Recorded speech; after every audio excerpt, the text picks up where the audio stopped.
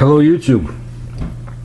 I told my audiences that once in a while I'll bring up some of the most interesting cases from the history of the Soviet intelligence services. This is one of them. The main intelligence directorate, Главное разведывательное управление in Russian, abbreviated as GRU, was the foreign military intelligence agency of the Soviet Army General Staff of the Soviet Union until 1991. For a few months it was also the foreign military intelligence agency of the newly established Russian Federation until May 1992, when it was dissolved and the Russian GRU took over its activities. At the end of the Second World War, the Japanese cities of Hiroshima and Nagasaki were subjected to the world's first nuclear bombing. The Kremlin was very much interested in the consequences of the use of the new weapons. Shortly after the attack, two Soviet GRU intelligence officers visited the destroyed cities.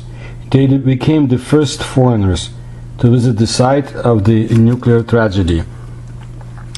Stalin's reaction to all of this. Joseph Stalin knew for a long time that the Americans had developed an atomic bomb.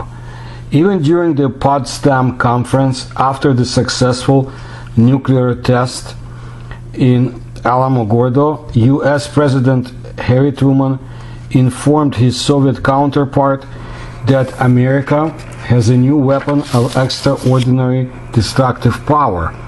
According to Truman's memoirs, Stalin allegedly rejoiced and immediately offered to use this weapon against the Japanese. Other witnesses remembered only that Stalin silently nodded to Truman. It would seem that the Soviet leader really had no reason to object to the bombing of Japanese cities on August 6 and 9, 1945. The United States of America was still considered an ally, and Imperial Japan was still considered an enemy of the USSR. The Soviet-Japanese War began on the day of the attack on Nagasaki. The first Stalin comments made after the bombing were distinguished by restraint and efficiency. In an interview with the U.S. ambassador to the USSR, Averell Harriman, the Soviet dictator, or as we knew him as the father of the Soviet peoples, said that the destruction of Hiroshima is for the Japanese a reason for a change of government and subsequent surrender. In addition, he showed his awareness of the nuclear projects of Germany and Great Britain. In fact, the dropping of atomic bombs on Japan plunged the Soviet elite into a state of alarm, which was witnessed, by the way, by Svetlana Alliluyeva, Stalin's daughter, who arrived at Stalin's dacha, country house, on August 7, 1945. The Soviet authorities understood that the bombing of Hiroshima was not only a blow to the Japanese, but also an act of intimidation for the Russians. In U.S. President Harry Truman, an implacable opponent of communism, they guessed him to be like that, unlike his predecessor Franklin Delano Roosevelt, who was not an opponent. Therefore, Stalin wanted to know as much as possible about the results of the use of nuclear weapons, and from the most reliable sources. And first of all, it was necessary to find out whether the force of the explosion was really equal to 20 kilotons of trinitrotoluene, as Truman assured. In order to provide the Kremlin with reliable information, the GRU intelligence officers Mikhail Ivanov and German Sergeyev were sent to Hiroshima and Nagasaki. Officially, they were in Japan as employees of the Soviet diplomatic mission. According to the testimony of Colonel Alexander Stolyarov, there is no information about Sergeyev, even his last name presumably is not real. It is known about Ivanov that he fought as a volunteer in the Spanish Civil War, and in 1941 went to Japan, formerly as a secretary of the consular department. In reality, it was Ivanov who provided communication with the local head of the spy network, including the legendary Richard Zorge. A telegram received from Moscow instructed the intelligence officers to collect data on the results of the bombing and find out the depth of the craters formed after the explosion. The GRU agents visited Hiroshima on August 16, and on the way back to Tokyo, they also visited Nagasaki. The path was not easy. The Japanese, angry at all white people, so to say, threw stones at the Soviet diplomats. But this was nothing compared to what they had seen at the site of the nuclear attack. First of all, the GRU agents were struck by the absence of a funnel. This confirmed that the Americans had used a fundamentally new type of bomb. Describing the impressions of the Hiroshima, Ivanov compared the consequences of the explosion with the actions of a huge giant.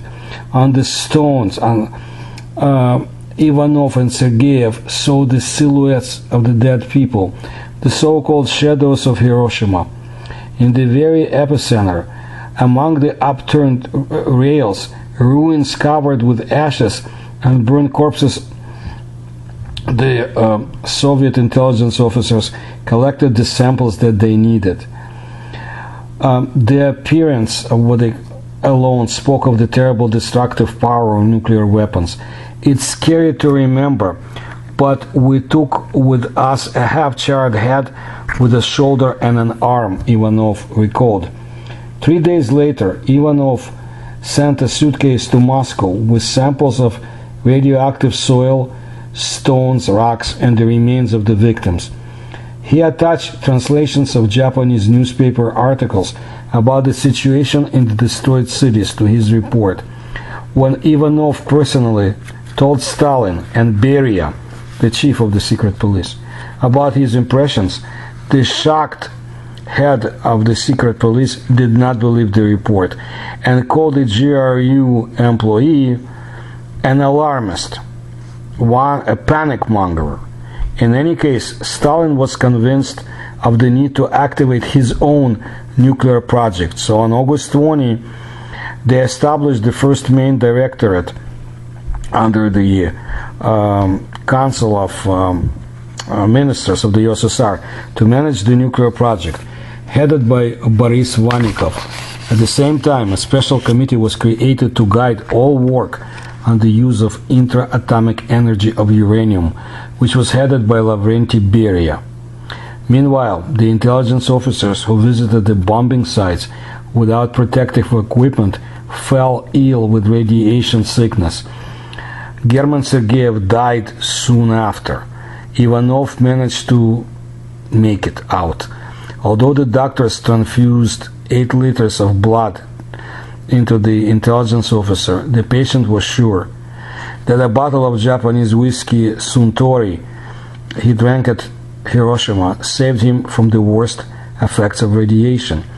He admitted that on the way to Hiroshima he drank a bottle of whiskey and his assistant did not drink. Scientists have been studying the issue of the impact of radiation on humans and methods of protection against it for many years. There was a hypothesis that whiskey helped to remove excess radiation from the body. There was a legend headed that after the incident with Ivanov at the other nuclear facilities of the USSR, employees were obliged to drink alcohol in moderation. A study was conducted on nuclear submarines, and it seemed to prove that drinking sailors received smaller share of radiation than those who abstained from alcohol. There was even a term used in the USSR, Ivanov's glass. But then it turned out that the submariners who were drunk, so to say, or seemed drunk, were simply not allowed to the nuclear reactor. so they were less exposed to the radiation. Since then, the opinion about the protective effect of alcohol has spread among the Soviet military, who were exposed to radioactive radiation. Anyway, the sailors of the nuclear submarines who consumed 2 grams of dry wine called them Ivanov's glass in honor of the GRU intelligence officer. Well, after recovering from his illness, Mikhail Ivanov lived until 2013. The GRU Major General died at the age of 101. So this was one of the cases of the history of the Soviet intelligence services, and I'll bring you more. Hopefully you will like them. That's also part of my research. I appreciate your attention to my videos. If you can support my research, you'll find links in the description to this video. Please subscribe to my channel. Please tell others. Thank you.